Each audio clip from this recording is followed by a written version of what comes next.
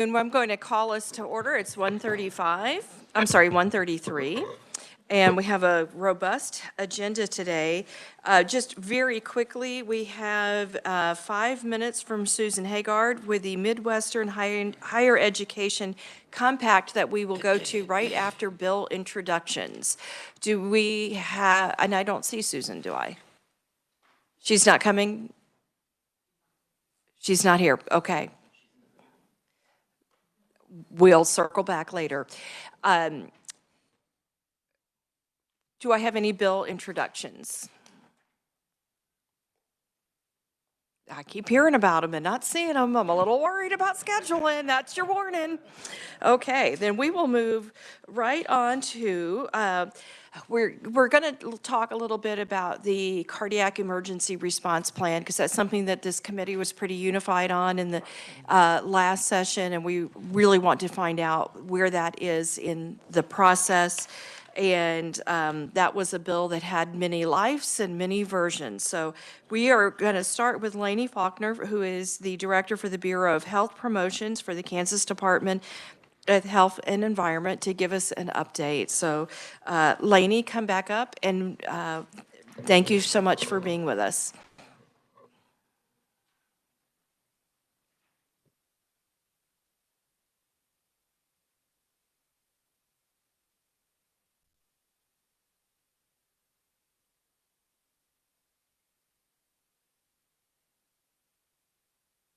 They're setting up. I just want to address House Bill 2033. We were a little bit late in getting out the notice for people who are on our interested in education list. If you feel like you were afraid to turn your testimony in because we didn't give you the full 48 hours to get it in, please go ahead and submit it, because that was a little bit on us on trying to get that email out. But the sooner you can get that testimony to us, the more it is appreciated and helps us flow a little better. Lainey, go ahead.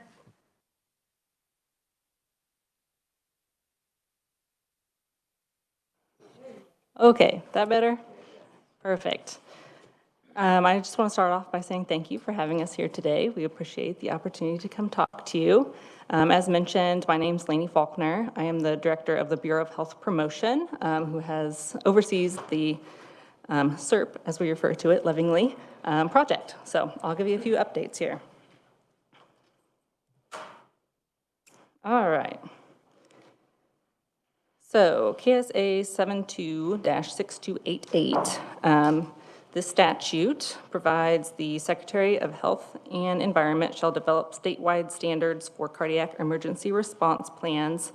Such standards shall be developed in accordance with nationally recognized guidelines for implementation of cardiac emergency response plans as promulgated by organizations focused on emergency cardiovascular care. The Board of Education of each school district shall adopt a comprehensive cardiac emergency response plan, including policies and procedures for cardiac emergency responses for each attendance center, so each building, operated by the school district, based on the statewide standards developed by the Secretary under subsection A. The board may utilize any materials, documentation, video recordings, training modules, and certifications published by organizations focused on emergency cardiovascular care.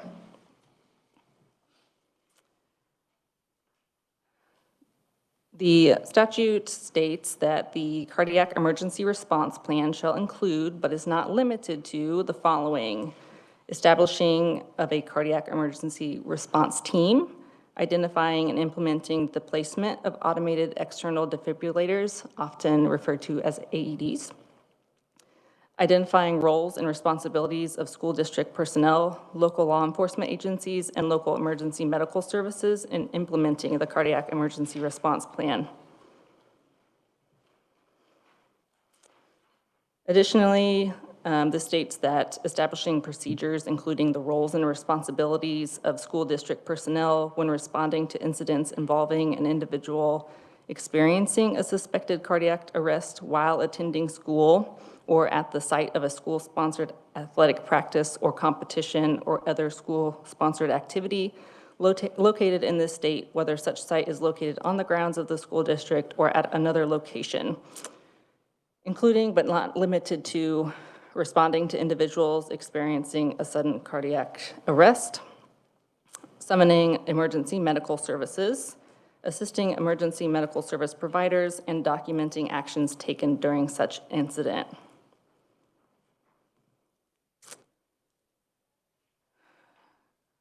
Schools will be expected to also conduct routine maintenance of automated external defibrillators, including appropriate placement in accordance with the statewide standards, designating school district personnel for training in the use of automated external defibrillators and cardiopulmonary resuscitation during a cardiac emergency, rehearsing cardiac emergency response plans by simulation, school nurses and any other school district personnel designated pursuant to paragraph 6, either prior to the beginning of each athletic season or prior to beginning of each school year.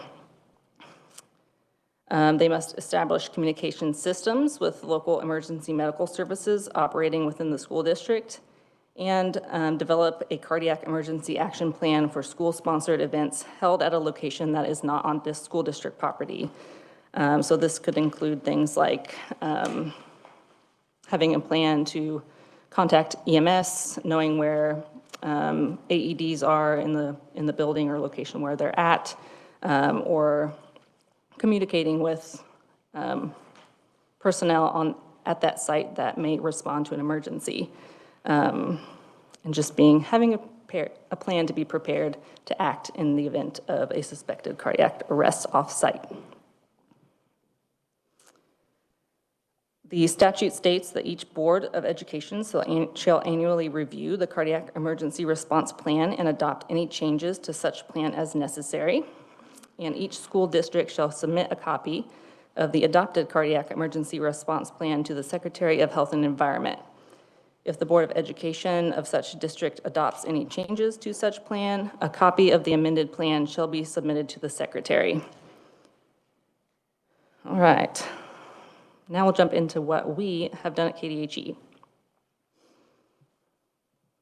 Apologize. There we go. All right, so far we have developed a website. So this is live and active for the cardiac emergency response plan standards. These standards have been developed and are live. They are located on the website, and users can download them as well. The site also contains additional resources, such as templates and forms that may be used for documentation, as well as examples from other organizations who support these efforts. We also have a designated email address that we use for the submission of CERT plans to KDHE, as well as for questions and technical assistance requests. So far, we have received 2 CERT plans, and we will expect to see that number continue to rise. Schools are required to submit their first plan by July 31st of this year. We wanted to give everybody time to digest the statute, understand what they're needing to do, and make solid plans for their school and school district. So we expect those plans to continue coming in.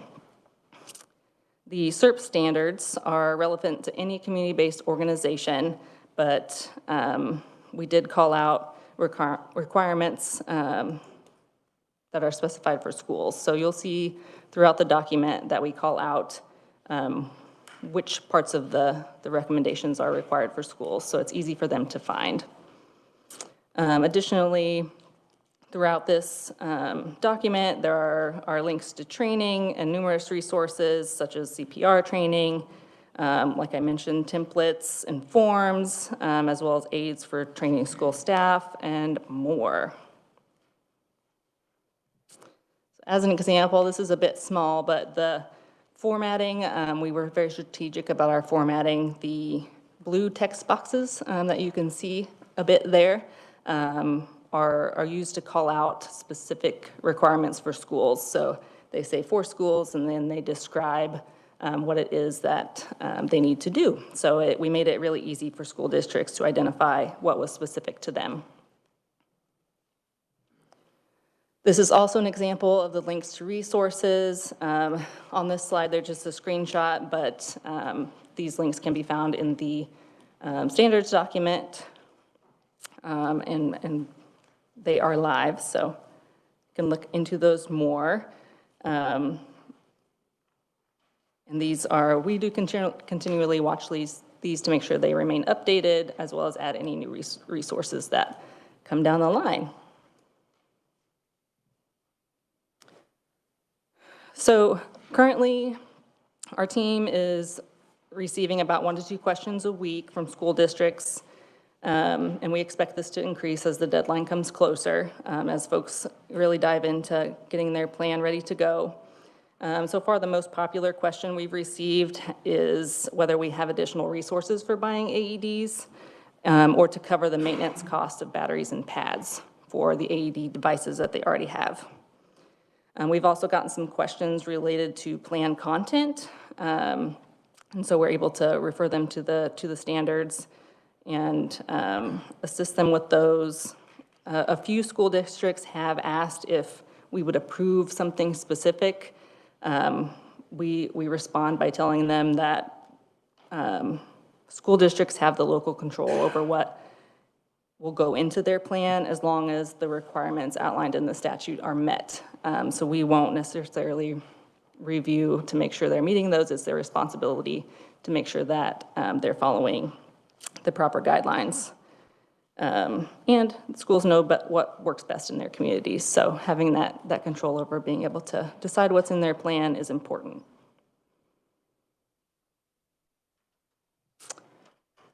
And that is our update. Do you guys have any questions? Thank you very much. This is obviously highly important to us. We were surprised at what we uncovered last year, and I think having that grasp of how big of a problem this is important. So I'm going to start with the first question while my left and right spotter build the list of who I need to call on next. How many heart attacks do we know that we had, or cardiac events did we have last year in our schools? Do we know? Short answer, no, but we do know that heart disease is the leading cause of death in Kansas. 2023 data from the Kansas Behavioral Risk Factor Surveillance System survey tells us that about 4% of Kansas adults had ever experienced a heart attack, adults, not children. And heart attacks occur more frequently among male Kansans than females. And white non-Hispanic Kansans have heart attacks more frequently than Hispanic Kansans. We are currently developing the CARES registry, which is the cardiac arrest registry for enhanced survival, which will allow us to provide better data and statistics on cardiac arrest specifically in Kansas for those that are affected by it. But this is in the very early stages. We do have a handful of organizations that have onboarded to that registry, but we are currently working on ways to build out that program and to sustain the registry itself through staffing and the licensing cost. And that was where I was going to go next in my question, because I'm aware of CARES, and I'm glad to hear progress is being made. Are you guys reaching out to school districts, the State Board of Education, to make sure that they're letting you know what goes on? And how are those conversations going? Specifically to the CARES registry? Yes. So yes, we've reached out to a variety of partners. The focus over the last year, it's only been in place for a year, just about, has been bringing on partners throughout the state to try to get more of a statewide picture of what's going on. And I know we've talked to a variety of different partners, including local health departments. We've likely talked to some school districts, but it hasn't been top of discussion. These CERT plans have been top of discussion most recently. And now that the guidelines are set and deadlines are set, there's more opportunity for additional conversation. So it's definitely still ongoing and a good suggestion. Well, thank you. And I know it's hard to get through all of this, but I think that conversation is actually very important, because I think a number of us were very surprised at the amount of cardiac events that we have, and knowing what we're really dealing with, I think helps put the importance on getting the plans in. So I will go to questions, and our first question comes from a school nurse, Representative Steele. Thank you, Madam Chair. Thank you for your presentation. I do this at my school. There is a cost associated with this to schools in terms of if they're actually going through. You mentioned the actual statute specifically says training modules and certifications published by organizations. So you've got two main ones, American Red Cross and the American Heart Association, but those are still costs to schools to get this done. So are schools able to have trained personnel come in and just teach the skill, or are you requiring all staff and personnel to truly be certified? We do not require certification, true certification. They just need to take the training. And again, we leave it up to the school district so they can decide whether or not they want certain staff to be fully certified. We do provide a list of training opportunities that we know about, but again, we don't necessarily regulate or follow up on exactly what they do, just because of the nature of the program as it sits currently. Okay. Thank you. Yep. That's been a question of, well, now we have to have the cost. PEDS AED pads expire every 2 years, and the batteries to those are a completely different thing and are expensive. So while this is very needed, I just want to make sure that they don't have to pay for their certification of the little bitty card that's emailed to them, so they can just be trained. Yes. Okay, thank you. Thank you, Madam Chair. Thank you. And just a reminder, if you go into multiple questions, please give me a look, because I know how long and short our list is. You have a very short list, so I was happy to let you go this time. Any other questions? Representative Brantley. Thank you, Madam Chair, and thank you for your presentation. I was just curious, if my district signs on and we don't have the funding for AEDs, is there a penalty or anything? Or how do they access that? No, there's no penalty. Again, we aren't necessarily regulating this. We're just tracking whether or not schools submit a plan to us, or if the date they submit an updated plan. But there, I believe, is funds for AEDs through the Safe and Secure Schools through ks.gov. We do not have funding for them at KDHE. Yep. Thank you very much. Any more questions? Then I will go to my second question. Have you guys come up with a way to pay for the licensing fee for CARES? Not as it sits currently. And it's a $17,000 expense? That's correct. Okay. And that would be in which budget? Public health. Okay, thank you very much. I appreciate your time. Committee, last chance for questions. Oh, Representative Getz. Thank you, Madam Chair. Would you just be able to refresh me on kind of the numbers that we're looking at, both for the cost of an AED machine and then how many estimated that we are going to need to put across the state to adequately, not overserve, but adequately have protection for individuals? Yes, and that's a very big question. It's a big question, sorry. It depends, and it's going to depend on the size of the school district, the number of buildings they have, if they have an off-site athletic facility. So there's a number of factors that come into play per school district. But we could look into exactly what the cost is these days of the AEDs. I don't have it off the top of my head.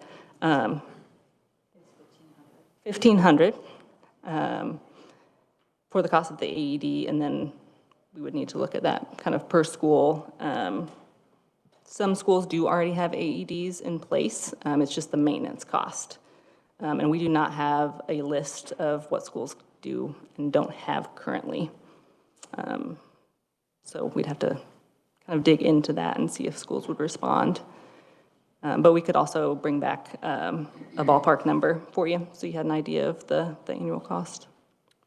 Thank you, Madam Chair. I just remember we discussed that a year ago, and we didn't know how many it was going to be. And was there a study for that? Was there going to be some research, even last year reported back to us, of what an estimate was? Or was that all part of kind of this first, get it in statute and continue to roll it out? That's part of why we involved KDHE. I think the State Department of Education kind of felt like this wasn't their best area of strength. So we involved KDHE, and I think those numbers need to come back to us. And I think what Representative Steele mentioned were things that we hadn't considered in that initial conversation. And Lainey, I appreciate you being here, and just for your planning purposes, you'll be back in January next year. We hope to hear that 100% of schools have a plan in place. And if they don't, we want to know what the barriers are, because it's too important to let this fall through a crack.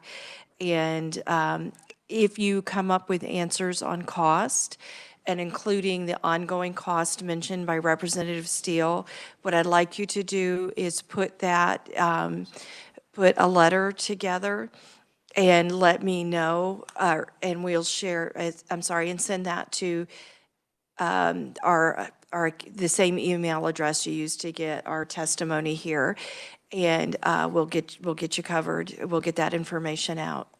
Thank you. Representative Ruiz? Thank you, Madam Chair. Last summer at Shawnee Mission Northwest High School, we had a young man collapse on a football field after practice and during practice and passed away. Was that a heart, an arrhythmia of some sort, and what was the plan of action taken? Can you elaborate on that, or was there any that you know of? I do not know anything about that specific incident, but that's what the cardiac emergency response plans are designed to help facilitate, is that response to a sudden event that you're not expecting.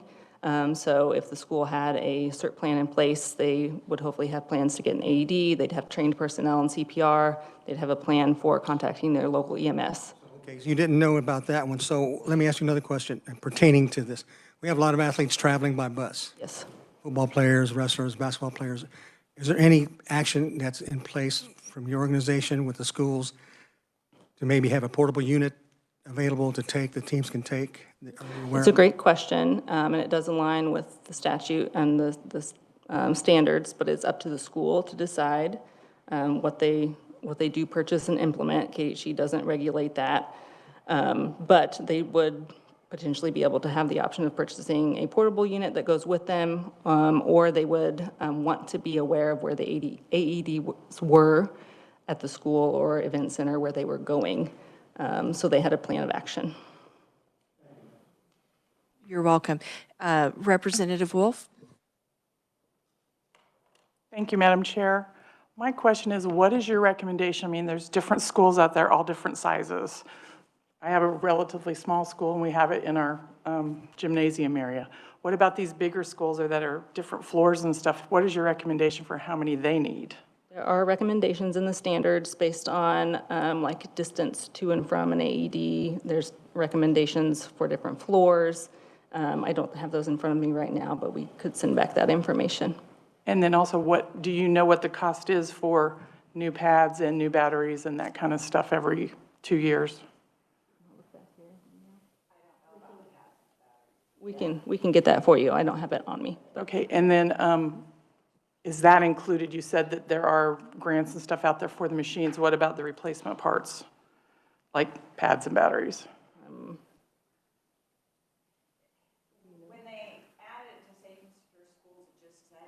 Ms. Rinker, why don't I let you answer that question as part of your testimony when you come up? And I'm sorry I asked.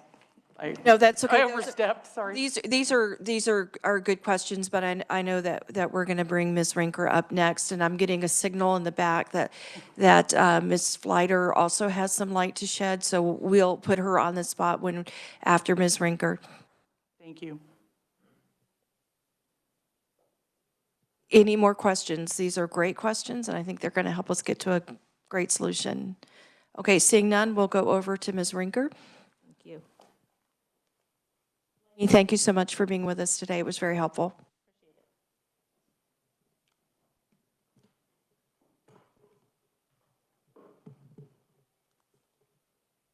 Oh, that was your thing.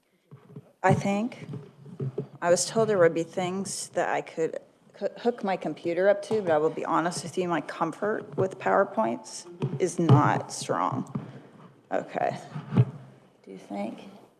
There's the thing. Oh, that's just, okay.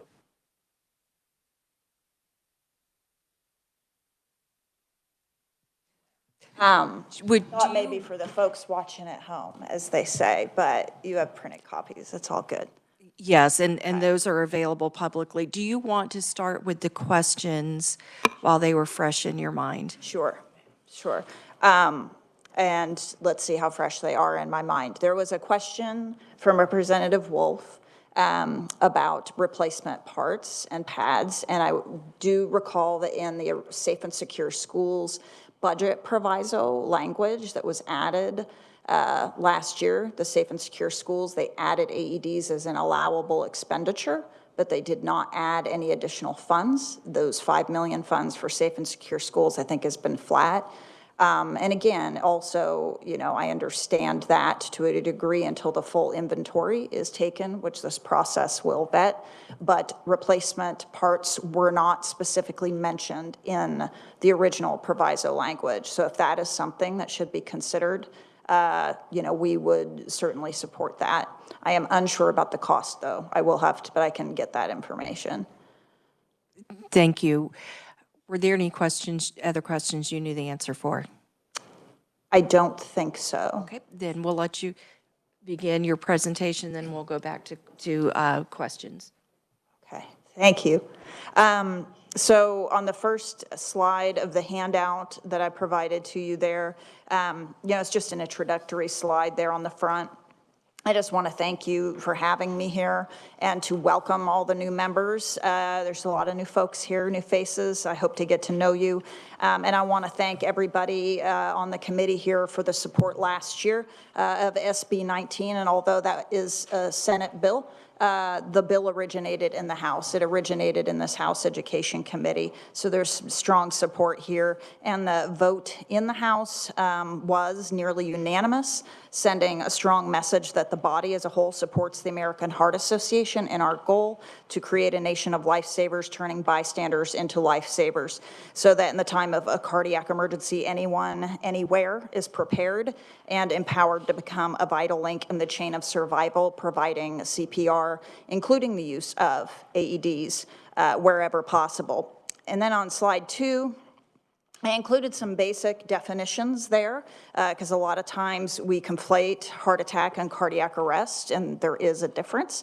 But the main thing that I'd like to point out about cardiac arrest specifically, which is more likely in youth, is to point out that the death can occur within minutes, and every minute counts. For every minute in which CPR is delayed, you have a 10% reduction in survival rate. So time is of the essence. On slide 3 there, I have some more information. I'm forgetting what was on there. Thank you. I didn't bring one for myself. About schools, again, a refresher. I think KDHE did a wonderful job of sharing, you know, the specifics in that bill. I do want to share some statistics, though. Among the 23,000 children referenced on that slide, sports do account for 40% of the events. Cardiac arrest can be reversed if life-saving care is administered. And in fact, if it's performed immediately, it can double or triple a person's chance of survival. And we say double or triple because CPR is double, and then if there is an AED present, that is where the tripling comes in. So it is important that these devices are present. In schools with AEDs, approximately 70% of children survive cardiac arrest. That's 7 times the overall rate for children. So it's very effective. And now on page 4 there, with, you know, you might wonder why are we focused just on schools? And I will say we're trying to create a nation of lifesavers. So it does, our work extends certainly beyond schools, and we believe that businesses, communities, like, can all have cardiac emergency response plans in place, but specifically why schools was a first step here for us was that there are a lot of community members in a school at any given time. And delays in emergency response times, especially in rural communities, it's really important to have these plans in place. In Kansas, we have fire and tornado and active shooter drills. That's why we say these cardiac emergency response plan drills are important, and the legislature saw the importance in that as well. SERP implementation has been achieved in a very cost-effective manner. KDHE was able to utilize existing staff to write the standards. Their implementation guide is being shared and replicated by states working on this policy all over the nation. And I want to highlight this, that when we passed the bill, you know, I'd dare say that the ink was barely dry when I went across the street to KDHE to work for them collaboratively to get these standards in place. And we were a somewhat early adopter in our 50-state strategy. We are working on this in every state across the nation in collaboration with the Smart Hearts Sports Network. NFL and Damar Hamlin, you know, are involved, going to states asking for support to do this. And KDHE's guide is being replicated in many of these other states that are behind us.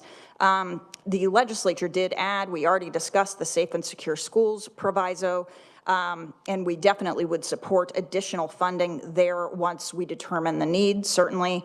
But we also, I also want to point out that we have a request to add that language again this year, because interestingly enough, the language that added it in the Safe and Secure Schools budget proviso was line item vetoed by Governor Kelly last year because it was swept up with another measure relative to AI and gun technology in schools. It was just like got caught up inadvertently. So right now, Governor Kelly's staff did reach out to the Department of Education, asked them to please allow this expense, but to my knowledge, it is only, you know, part of policy, and I think it's stronger when it is, you know, in legislative language. So that's why I would ask that you add the AEDs. Perhaps you could consider adding the parts this time if you wish to be more specific as an allowable expense, but I think it should be added again.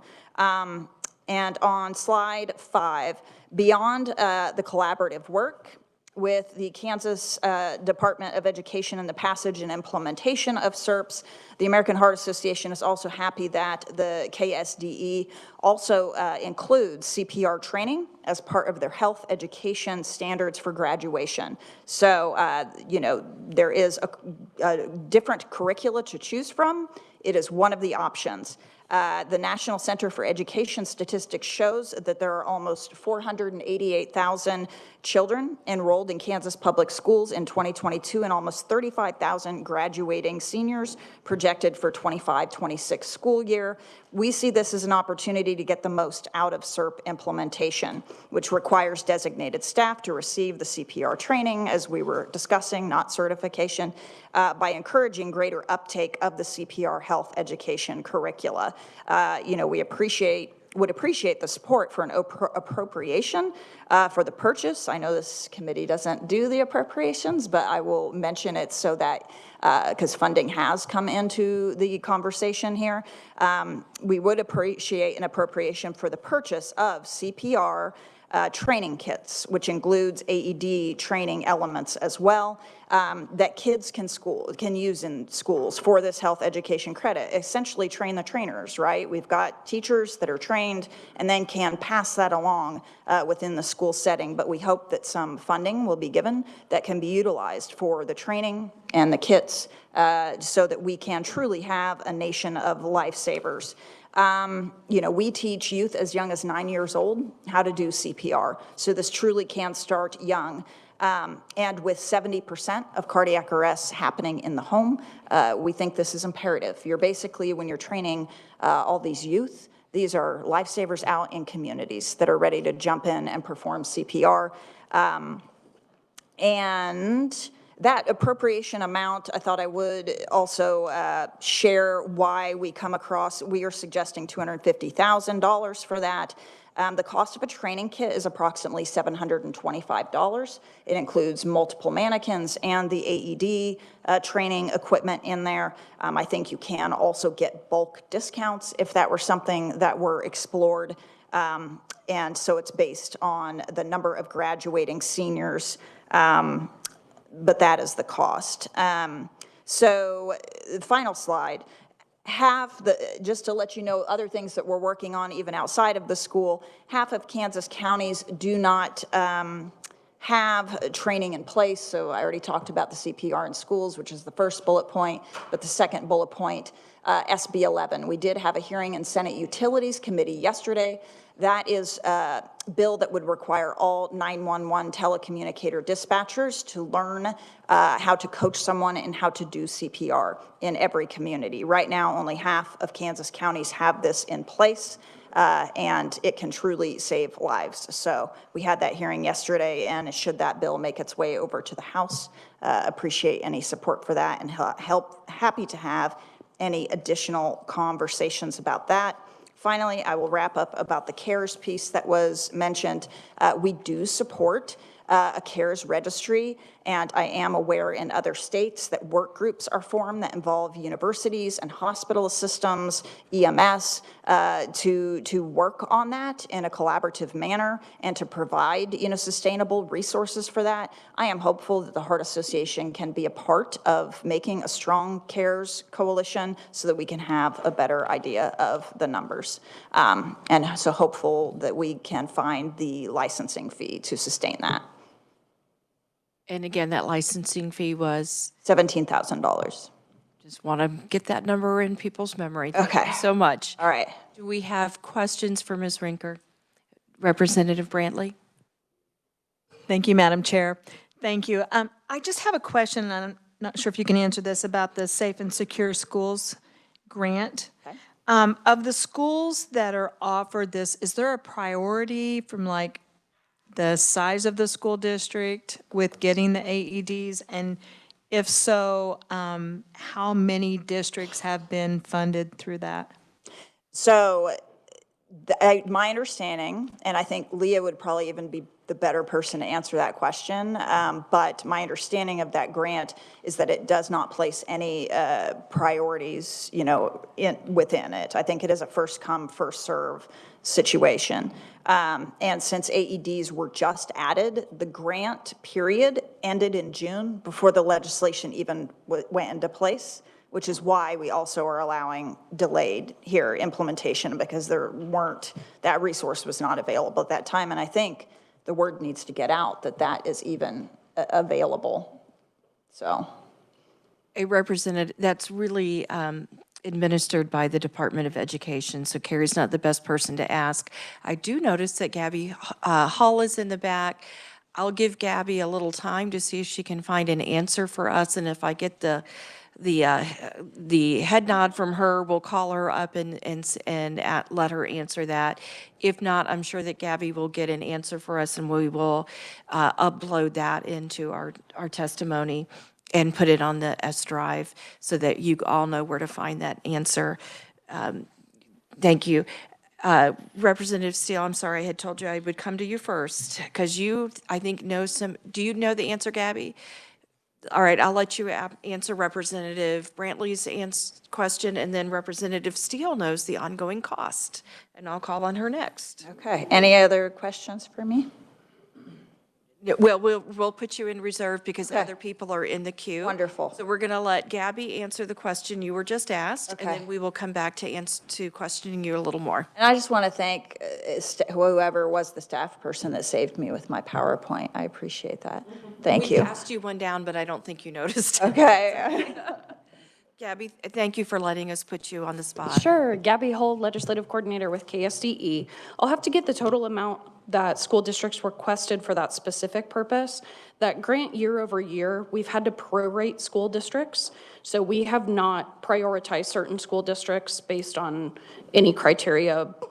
For example, if they turn their application in on time. We've taken all of the applications in and prorated an amount, so every school district that applies is able to get a grant. There's several allowable categories for that grant, though. Some of those include technology to secure schools. So AEDs were just one item on a list of allowable purposes, and I'd be happy to get the committee the number of school districts that requested that and what that amount was. Gabby, thank you very much. Carrie, we're going to bring you back up. Representative Steele, in the meanwhile, you can share that cost, and then Representative Ruiz is in the queue. Thank you, Madam Chair. So to the there's all different kinds of brands of AEDs, but most of the brands of AEDs, the pediatric pads have to be, so in order to truly be in compliance with an AED, you have to have pediatric pads and adult pads. They're different. And so the pediatric pads expire approximately every 2 years, and those are far more expensive than adult pads. Adult pads, pediatric pads run between $150 and $300 depending on the brand of AED you have. Adult pads typically have to be replaced every 3 to 5 years, again, depending on the brand. Those are cheaper. Those pads usually run a little more, around $100. And then the batteries for those. They're very specific little batteries for Zoll, and they're bigger for other brands. And so it really just depends on, if your AED is used, because typically a battery, if you use your AED, typically you'll want to replace the battery out of that because the batteries sit. But they are, I believe most brands are set to expire the batteries if you've had to use it for 2 different events. I guess I have a question.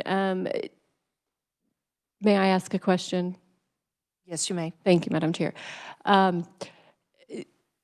There comes a licensing issue with the AED machines because you have to have the prescription that comes with them, and those prescriptions expire. So is that part of the updated with the CERP plans? Is that, because that's also a cost to schools. Oh, thank you. Licensing did not come into the original conversation in any of the hearings or discussion. And honestly, that also has not come into the conversation within our organization as far as ongoing expenses. We've had the question, how long do AEDs last? What is the lifespan of them? And again, yes, aware that the pads have a lifespan. Appreciate you reminding me of what that is. You're very knowledgeable on this. I appreciate that. I don't have a medical background, so I lean heavy on those that have that expertise. So thank you for that. Yeah, those, and that one thing I will point out that the statute does require, the standards require, I can't remember if it was in the statute or this just in the standards, but as far as expiring batteries and things of that nature, that's why that is so important that that is reviewed at the beginning of every school year, that the plan, it's part of the coordination. Part of that emergency response plan is to review the equipment, make sure it's working, because even schools, we heard last year through testimony that most schools had an AED, right? But we heard stories of people not going and getting it when an emergency occurs, where a young man in Atchison died on a track field and it was right across there in the building and nobody went and got it, where it's locked, during a sporting practice or something, it's locked in the principal's office, but the principal isn't here. Like, that's why, reviewing the products and making sure they're not expired, making sure everybody knows where they are, goes and gets them, like, this is what it's all about. So although the licensing aspect did not come into it, I'm not familiar with the cost. I can't speak to it, but I'm happy to ask, certainly. Every brand is different. So it really depends on the brand of machine, but that's a liability issue because the AED machines, Madam Chair, the AED machines have, it's essentially like a prescription that comes with the machine. And so if that runs out of expiring and something goes wrong, it's a liability issue. So that would be important that schools are maintaining that if they have the equipment. But again, that would come with a cost because sometimes once that expires, then they'd say the machine's not good, and then machines are close to $5,000. So, thank you, Madam Chair. You're welcome. And as a legislator, I encourage you to stay in conversation with KDHE about these issues. And in January next year, we'll get back in, like I said, and have more testimonies. But in the meanwhile, don't be a stranger to KDHE. I think they would love to hear from you, as would Ms. Rinker. Representative Ruiz? Thank you, Madam Chair. And Carrie, always good to see you.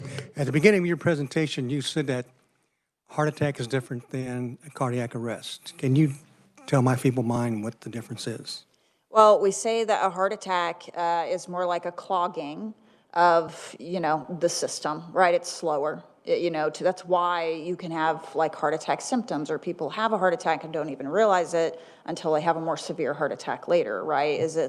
It's more about the circulation issue in that regard, whereas a cardiac arrest is an electrical issue, where something goes wrong in the electrical system that is immediate and that often has no diagnosis. In that SB 11 hearing that we had yesterday, there was a woman who experienced a sudden cardiac arrest, and she had been to her doctor 2 weeks prior, age 45. It's perfectly healthy, doesn't smoke, only drinks a little bit, had been to the doctor 2 weeks before, no family history, no risk factors whatsoever, and she dropped in a Leawood restaurant from a sudden cardiac arrest. And because of the 911 operator on the phone giving these instructions on how to do CPR, she lived. 1 in 10, survived this kind of event. So again, the statistics are much more dire for this cardiac arrest situation, and that is more likely in youth. Thank you. Thank you. You're welcome. You're welcome. Representative Getz. I have a bit of a hypothetical and then a question. Okay. So I just did 287 districts, 20 AEDs on the average. Some wouldn't need that many, but some would need many, many more. That's 5,740 times 1,500. It's 8,000,086 to get us started. That would be ballpark of cost. You're a national organization. You said that Kansas was kind of helping lead the way. KDH&E was helping craft some things that other states are using. I like to win, so Yes. Good job, Kansas. In that, would there be a possibility of accessing federal funds for this if we had a matching pot of money that helped schools pull down some of those federal funds for that? Does that exist?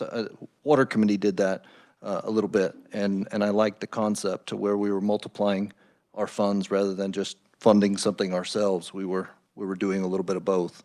Would that be a possibility? Well, first of all, I'd love to address your comment about you like to win, and I do too, especially in this building, right?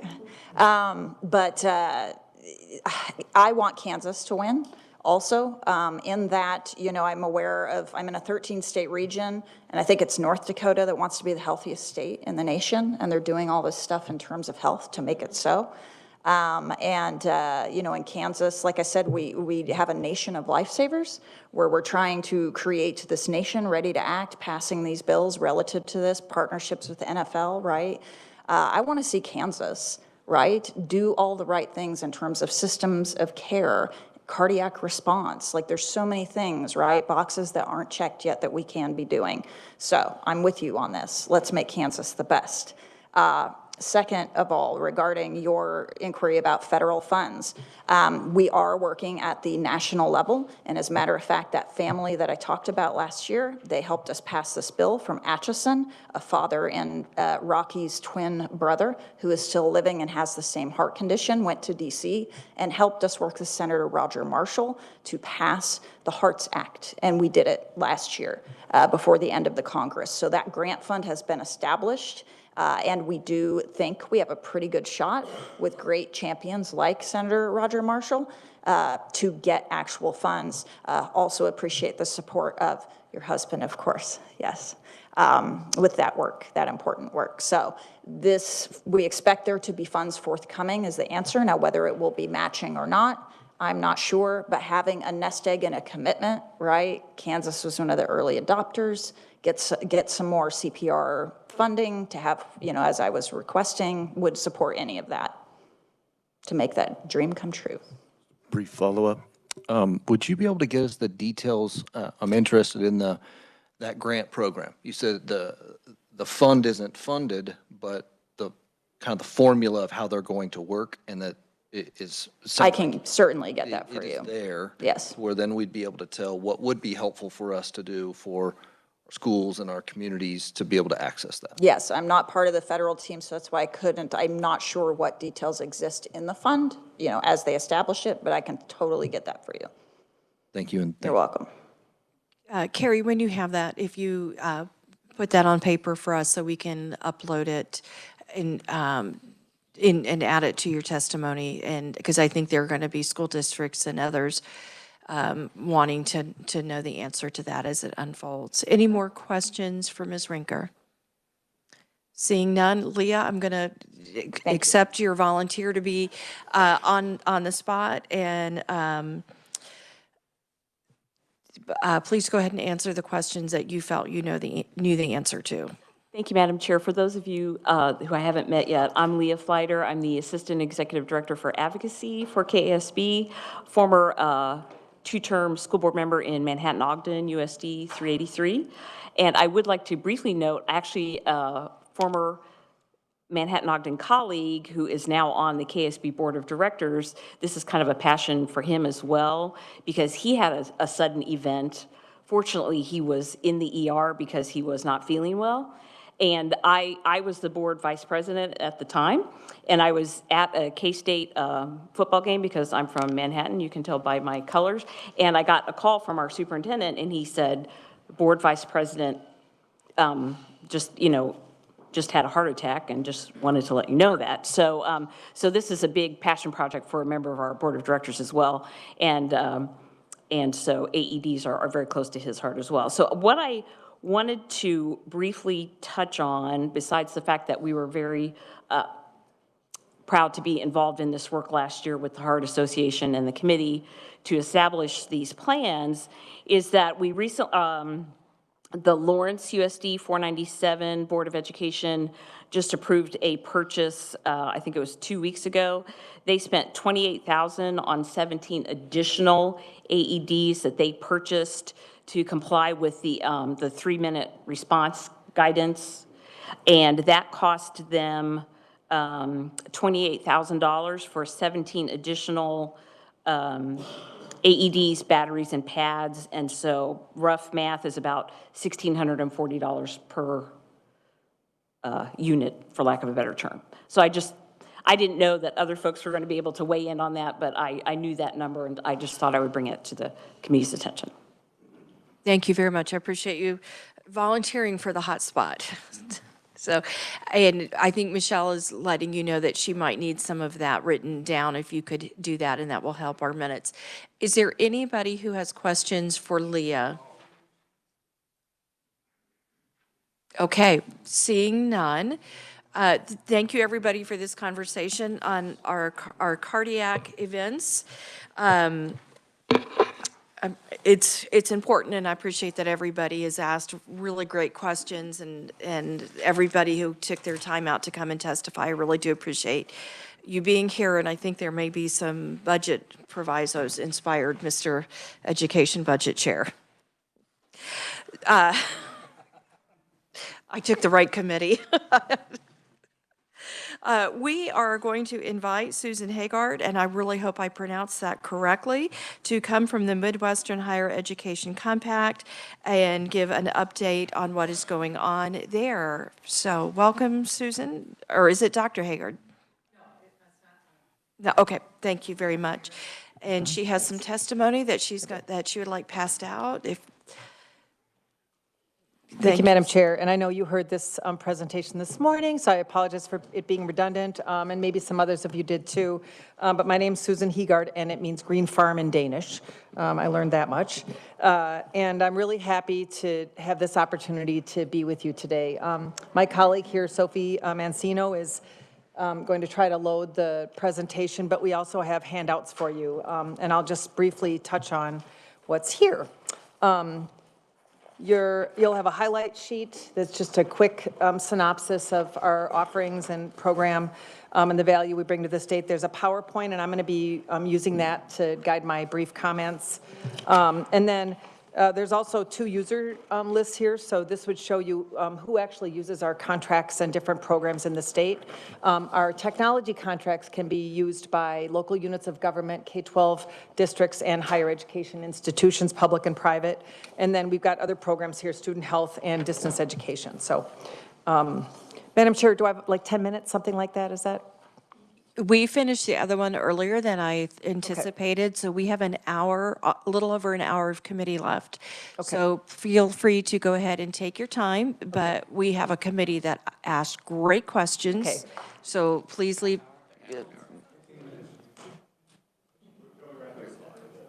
I thought I said half an hour. Oh, yeah. I won't go that long. So we have half an hour. Good.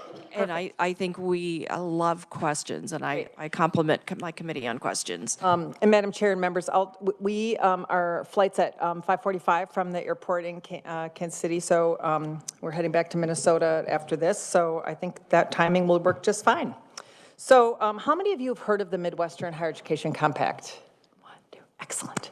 And the acronym, of course, you know, in higher ed, everybody loves our acronym, so MEC, M-H-E-C, would be the acronym. We are a compact, so I'm sure most of you are familiar with what a compact is, but we're not an association. We're actually a compact which has its roots in the United States Constitution. That allows a state to do business with one or more states without the federal government's involvement unless you're doing something that bumps up against the federal government. So like transporting nuclear waste across state lines, something like that.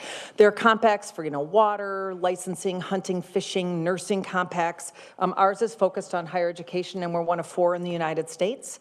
The other 3 are in the South, in the West, and in the Northeast. And I'm a little... I fell during ice skating last week, so got to see if I can get this to work here. Okay, great. So there are 12 states in our compact where we mirror the footprint of the Midwest census region, so North Dakota, South Dakota, down through Kansas, across through Missouri, and then all the way up around to Ohio. We have 60 commissioners, those folks, and alternates. So in your state, actually, you have a couple extras, a couple alternates, but in your state, there are 5 folks, 3 appointed by the governor, and 4 then actually appointed by the legislature. And we have 1 opening in the Senate right now with the retirement of Senator Baumgartner. There's a commitment which we're very grateful for. It's $115,000 a year. And in return for that, you get access to all of our programs. Here are our commissioners. And so Representative Ballard has been involved in the comp for quite some time. She's our immediate past chair. What I've really tried to do, my background is in policy, working for politicians. So I worked for Governor Pawlenty in Minnesota, before that Governor Carlson, and our Senator David Dernberger, all Republicans in DC. And so we try to alternate, you know, higher ed leader, legislator, governors, you know, advisors, so that we have a really good balance between those perspectives. You'll see on here Dr. Flanders, Mr. Otto, there's that vacancy I mentioned, a board member from the Board of Regents, and then Representative Rajas and Senator Francisco. So I like to say that we have 2 sides of our business. One side of our business would be our cost savings programs and contracts. So that's a lot of dollar for dollar ROI, return on investment, for the programs that you choose to participate in. And then there's a policy and the research side. So on the cost savings side, that would be technology, hardware, software, and services. We have student health through United, their student health division, and then other insurance programs. We actually had a very robust property insurance program for years. We actually helped replace and support when the library at K-State burned to the ground. That was our property insurance that covered that. We've pulled back on that, and we're taking a look now at having a captive insurance program. We've got a group of commissioners that are looking at what makes the most sense. We hear that that's something where there's quite a bit of interest. Then we've got some policy and program initiatives as well. Let me back. Oh, sorry. Oh, I meant to go back, sorry. So on the cost savings side, You are a very strong user of our technology programs, and so the most used contracts are with Dell, Oracle, Xerox, and Parchment.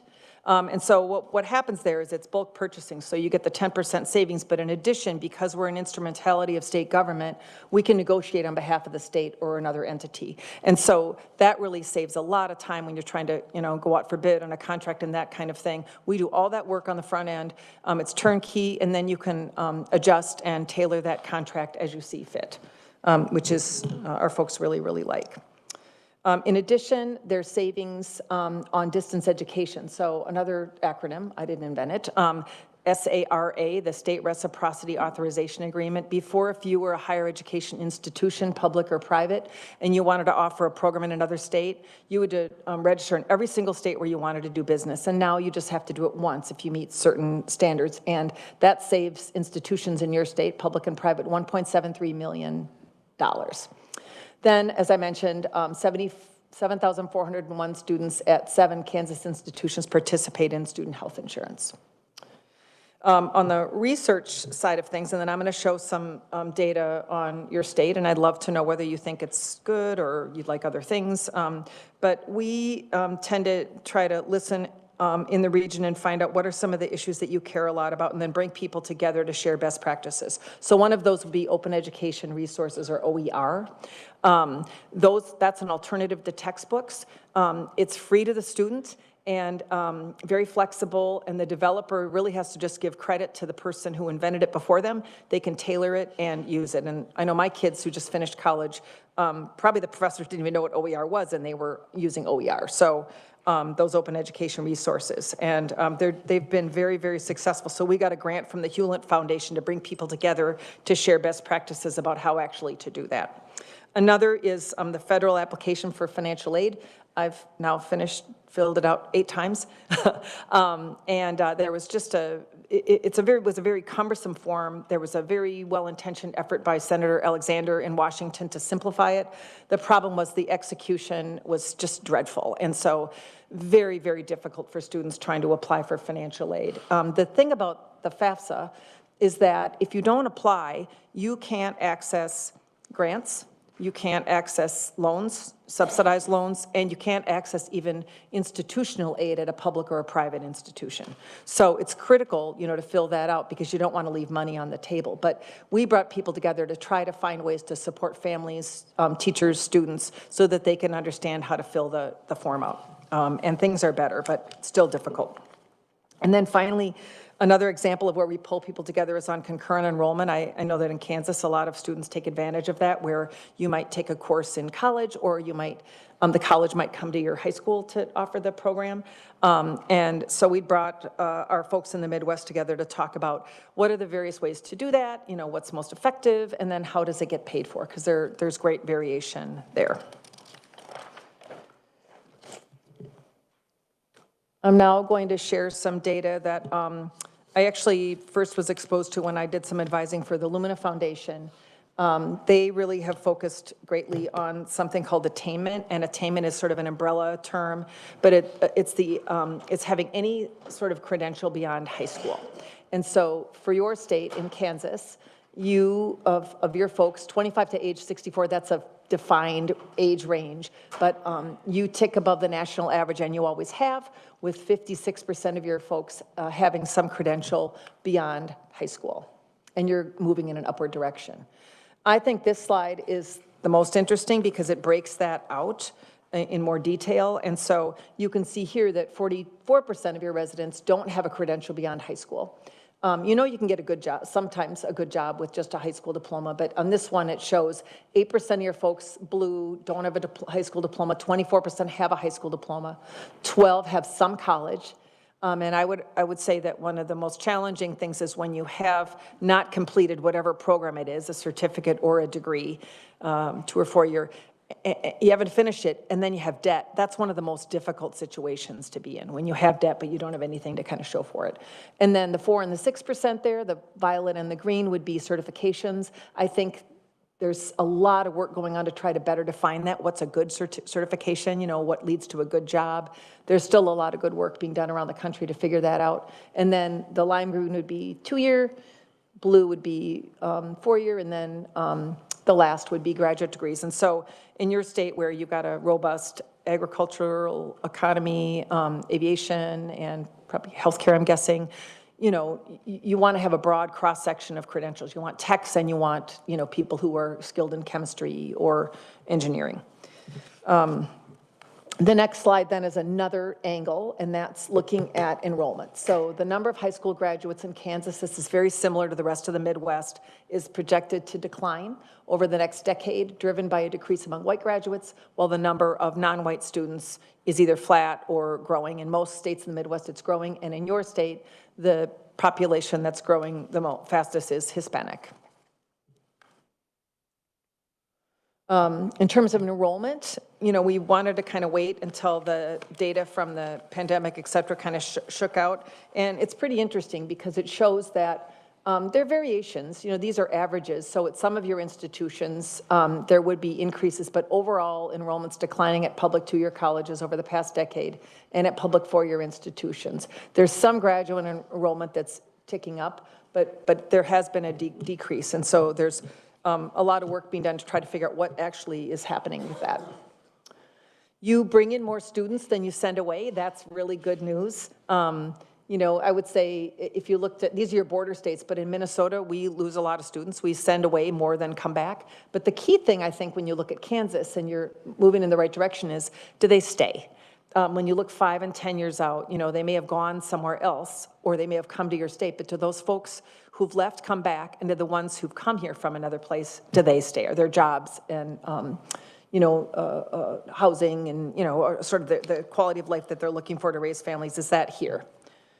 And there's some good work being done by the Census Bureau that looks at those 5 and 10 years out. I know everybody in my family, we all went away and we all came home to be near my parents and my cousins. This slide shows you that, like Iowa and Indiana, Michigan, your folks tend to stay home. 81% of your folks within the first year stay home. If they do leave, they're probably going to stay in the Midwest. And compared to some other places, like look at Minnesota and look at Illinois. You know, we don't keep as many of our students home. A lot of them go to Wisconsin or to North Dakota typically. And then that would be why for example, in Minnesota, why that's such a high number. Then we wanted to touch on price. I know there's been some discussion on this one, and so we're going to go back and look at some of the data. But on this slide, we wanted to show what that net price was. That's for after financial aid, et cetera, and grants. So we took two groups, students from families of $30,000 and less, and those from families of $110,000 or more, and then compared you to your border states. With the data that we have, and I just checked with our office, we show for the $30,000, those of you probably Pell eligible students, you're higher, not a lot higher, but you're higher than the Midwest and national averages and your border states. But for those families with $110,000, you're pretty competitive.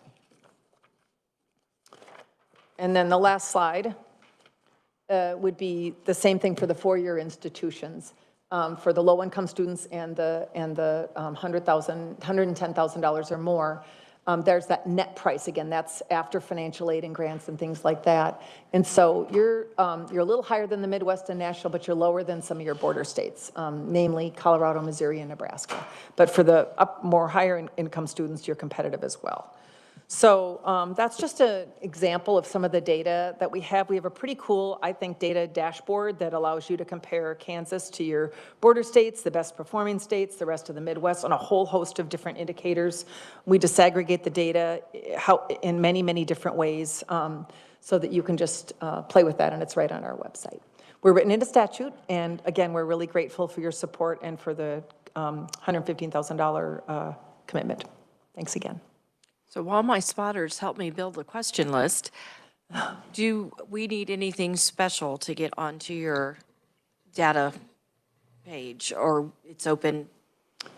Madam Chair and members, it's wide open. It should be right on our, is it on the back page, Sophie? It should be, yeah, right here. So policy and research resources on the last, we can send this to you electronically too, but our strategic plan, our interactive dashboard, our overall website, you can click down on the state of Kansas and then pull down all the information, the participant lists, the dashboard's pretty well marked, so it's all there.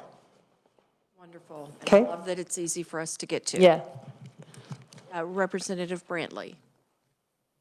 Thank you, Madam Chair. Mine is just a comment. I want you to know that I appreciate the data that you've set out here and the wealth of information that you've provided, so thank you. Thank you, Representative Brantley. I think that we tried to just give, we can overload you, right? But try to give these snapshots of looking at your state from a number of different angles. And if there's something that's missing here you'd like to know more about, just let us know. Thank you. Additional questions? All right, then I'll come back for a second. Okay. I try to make sure I'm giving you guys lots of question time. When you did that net calculation, we have a lot of special, unique scholarship programs. We have our Promise Act. We have the Hero Scholarship. Do you calculate our unique programs in when you're creating those numbers? Madam Chair, we do. However, there is a lag in the data. The feds always have, a 1 or 2 year lag with some of that data. So if they're more recent or there have been changes, they wouldn't have shown up yet. So we could certainly, give a sort of look at a more recent, we could do a one-off thing and give you a more recent update, but there is always a lag in that federal data, and it tends to be 1 to 2 years. Thank you Thanks. very much. Any other questions?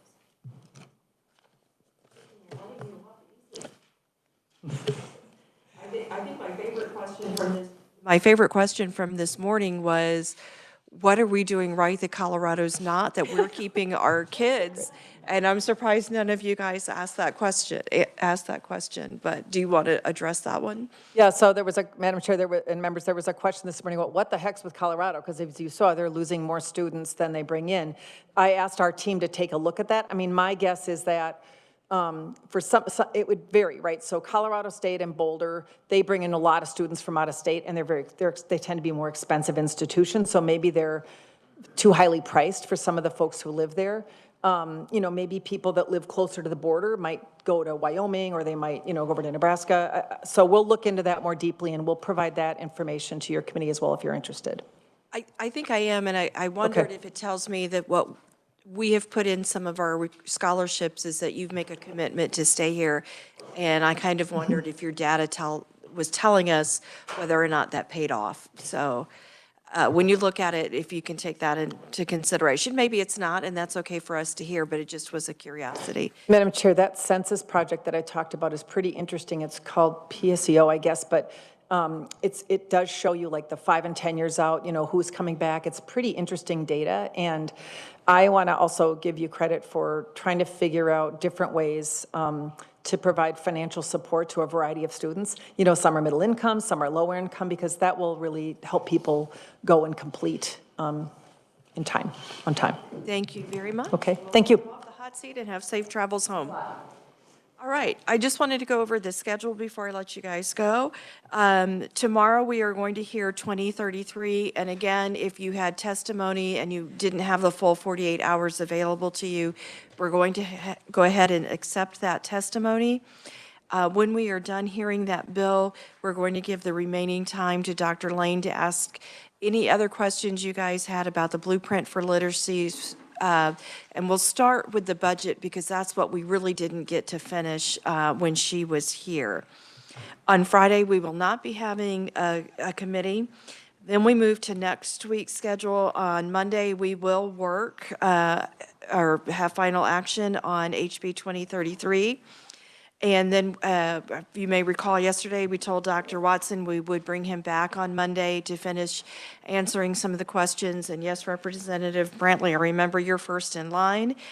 On Tuesday, we will have the foster care report card, and kind of be prepared. I think what I might do after that, because usually presenting the information is the short part on that one, because we know we don't see the numbers that we want to see. And I think I might move us in, if time allows, into some discussion on what could we do differently to maybe help to fix that conversation. There was a bill introduced yesterday. If we have the number for that bill and we're ready to go, we will hear that bill, which I have nicknamed the 4-H attendance bill. on Tuesday, so just please be aware that that might come forward. Wednesday, we have our presentation on the Kansas Teachers of the Year, and that is going to be in the old Supreme Court room. For those of you who are freshmen, this is a joint meeting between us and the Senate, so we don't all fit in this room, and we will be in the old Supreme Court room that day. Thursday, I kind of have nicknamed Thursday kind of the progress report on financial things that we do for students. Want to hear what's working, what's not working. We do have a wide range of financial scholarships and other programs and paying for credentials. And we want to hear those both from Dr. Watson or his representative and also from Elaine Frisbee for the Board of Regents. And then we have a lot of great organizations out there who do scholarships. And part of my doing that is I think it's helpful once in a while for us to have a comprehensive look at what we are doing on financial assistance to families in Kansas at the high school and college level, and also number one, make sure they're working, but also when we look at it as a whole, what are we missing? And maybe we're not missing anything, but let's make sure we take a look at it.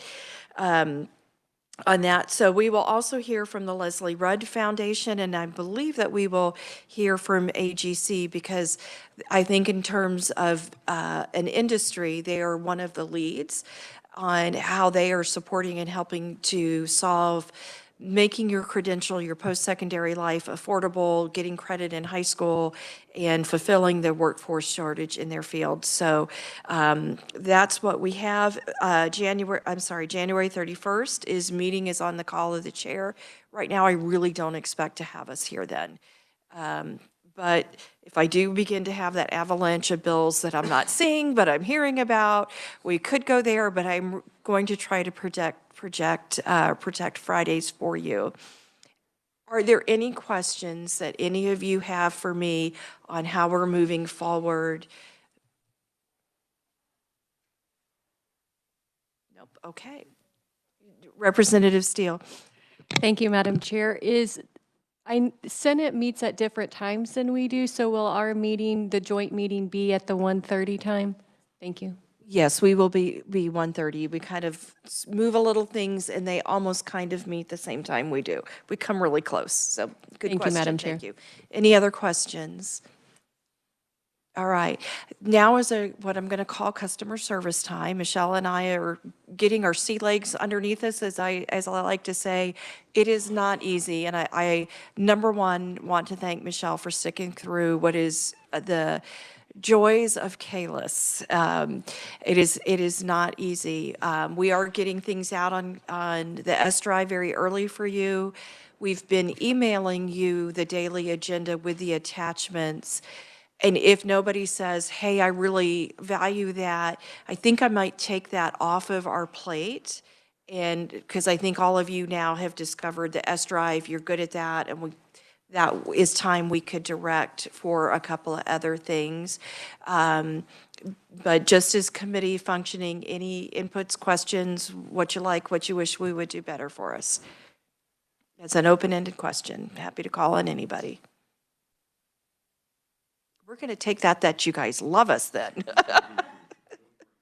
And that all goes to Michelle. It's not easy to do what she's doing. So you guys will adjourn. Thank you so much. We'll see you tomorrow.